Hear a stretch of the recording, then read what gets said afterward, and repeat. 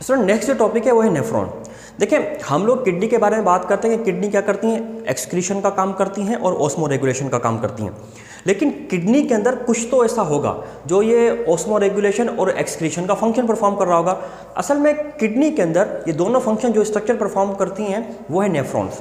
तो इसी वजह से हम नेफ्रॉन को किडनी का स्ट्रक्चरल एंड फंक्शनल यूनिट भी कहते हैं। मतलब किडनी की जो स्ट्रक्चर है वो नेफ्रॉन से बनी हुई है और किडनी में जो फंक्शन परफॉर्म हो रहा है वो दरअसल नेफ्रॉन ही कर रहा होता है। अब हमारी 2 किडनीज हैं, हर एक किडनी में 1 मिलियन नेफ्रॉन्स मौजूद होते हैं जो ऑस्मो रेगुलेशन और एक्सक्रीशन का फंक्शन परफॉर्म कर रहे होते हैं।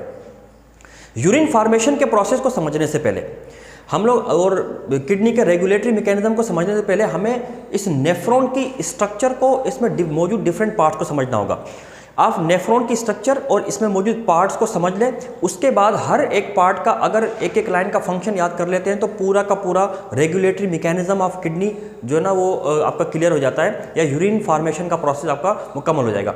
इवन यहाँ पर यह भी बेनिफिट होता है इसका कि एंट्री टेस्ट में MCQs अगर कोई आता है और किसी एक पर्टिकुलर पार्ट के हवाले से कोई चीज़ पूछ ली जाती है तो उसको डिस्क्राइब करना या उसका MCQ सॉल्व करना भी हमारे लिए आसान हो जाता है। तो इसके लिए बेहतर ट्रिक यही होती है कि पहले आप नेफ्रॉन के जितने भी पार्ट्स हैं उन तमाम पार्ट्स के नाम समझें और उनको याद करें ताकि फिर उनके फंक्शन पढ़ना आपके लिए आसान हो जाए। ये एक नेफ्रॉन की डायग्राम बनी हुई है। इस नेफ्रॉन की डायग्राम को हम नाम देना स्टार्ट करते हैं, और नाम देना हम कहाँ से स्टार्ट करते हैं, हम नाम देना स्टार्ट करेंगे यहाँ से। इसकी लेबलिंग करेंगे। मिसाल के तौर पे एक नेफ्रॉन में आप देख रहे हैं कि रेड कलर की एक लाइन आपको दिखाई दे रही होती है।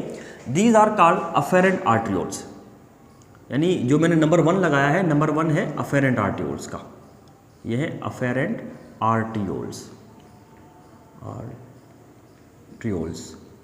जबकि ये जो दूसरी है ये कहलाती है इफेरेंट आर्ट्रियोल्स,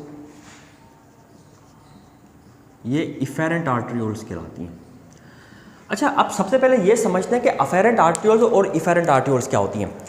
अफेरेंट आर्ट्रियोल्स और अफेरेंट और इफेरेंट की टर्म सिर्फ इन आर्ट्रियोल्स के लिए यूज़ नहीं की जाती, बल्कि ये और भी बहुत सारी जगहों पे यूज़ की जाती है। आप अफेरेंट और इफेरेंट की टर्म को यूज़ कर सकते हैं टूवर्ड्स या अवे की जगह पर। मतलब अफेरेंट का मतलब होता है टूवर्ड्स और इफेरेंट का मतलब होता है अवे। तो इसका मतलब है वो आर्ट्रियोल्स या वो ब्लड वेसल जो टूवर्ड्स यानी किसी चीज़ की जानी ब्लड को लेकर जाए, और इफेरेंट आर्ट्रियोल जो वहाँ से ब्लड को उससे दूर लेकर जाए। तो चूँकि ये जो ब्लड वेसल्स हैं, ये वाली अफेरेंट आर्ट्रियोल ये ब्लड वेसल लेकर आ रही हैं यहाँ पर, और ये यहाँ से लेकर जा रही है। अब ये क्या चीज़ है जिसकी तरफ ब्लड लेकर आ रही है, जिससे ब्लड दूर जा रहा है, इसका नाम भी हम लिखते हैं, उसको समझते हैं, लेकिन फिलहाल ये समझें। तो afferent arterioles and efferent arterioles जो होती हैं ये दरअसल ये अफेरेंट आर्ट्रियोल अराइज होती हैं रीनल आर्टरी से, जो अभी हमने पिछले लेक्चर में किडनी में डिस्कस किया कि किडनी में जो ब्लड सप्लाई होती है रीनल आर्टरीज के ज़रिए से होती है। तो वो रीनल आर्टरीज जो होती हैं उन्हीं से एक ब्रांच निकलती है अफेरेंट आर्ट्रियोल्स की, और अफेरेंट आर्ट्रियोल्स ब्लड लेकर आती है यहाँ पर इन कैपिलरीज में, और इन कैपिलरीज से ब्लड फिल्टर होकर दोबारा इफेरेंट आर्ट्रियोल के ज़रिए से निकल जाता है। अब अफेरेंट आर्ट्रियोल ब्लड लेकर आ गई। अब ये रेड कलर की जो आर्ट्रियोल्स थी यहाँ पर आप देख रहे हैं कि नेटवर्क की फॉर्म में अरेंज हो गई हैं। ये जो नेटवर्क है ये दरअसल इसी अफेरेंट आर्ट्रियोल्स की ब्रांचेज हैं, और अफेरेंट आर्ट्रियोल अपनी ब्रांचेज में डिवाइड हो जाती है, और ये ब्रांचेज कैपिलरीज होती हैं, कैपिलरीज में डिवाइड हो जाती है, और इन कैपिलरीज का नाम है ग्लोमेरुलस। तो नंबर 3 जो है हम इसको लगा देते हैं, ग्लोमेरुलस कहते हैं इसको, ग्लोमेरुलस। ग्लोमेरुलस क्या होती हैं? ये ब्लड कैपिलरीज होती हैं, और ये किससे बनती हैं? By the ramification of afferent arteriole, afferent arteriole की ब्रांचेस से बनती हैं, और यहीं पर फिल्ट्रेशन का प्रोसेस स्टार्ट होता है, और तमाम चीज़ें यहीं से ही, जो वेस्ट मटेरियल है और तमाम यानी प्रोसेस यहीं से स्टार्ट होता है जो नेफ्रॉन को परफॉर्म करना होता है। अब ये ग्लोमेरुलस है, ग्लोमेरुलस के गिर्द इस तरह से ब्लैक कलर की एक कप शेप स्ट्रक्चर आपको दिखाई दे रही है, ये इस तरह जो बनी हुई है, ये ब्लैक कलर की कप शेप यूं करके जो बनी हुई है स्ट्रक्चर दिखाई दे रही है।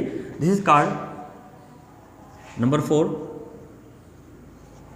बाउमेंट्स कैप्सूल। ये बाउमेंट्स कैप्सूल कहलाती है,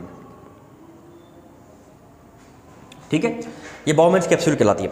अब ये बाउमेंट्स कैप्सूल है, इस तरीके से अरेंज है, और इसमें एक कैपिलरीज मौजूद है जो ग्लोमेरुलस कहते हैं। Bowman capsule and glomerulus collectively known as Malpighian body, Malpighian body. ये ट्यूब्यूल्स नहीं है, बॉडी है। ट्यूब्यूल्स हमने पढ़ा था कॉकरोच में होती हैं, मेल्पिगन बॉडी कहते हैं इसको, ठीक है। अगर आप मेल्पिगन बॉडी कहते हैं तो मतलब दोनों को कलेक्टिवली आपने काउंट कर लिया, और अगर इंडिविजुअली बात करनी है तो फिर ग्लोमेरुलस और बाउमेंस कैप्सूल कहना होगा।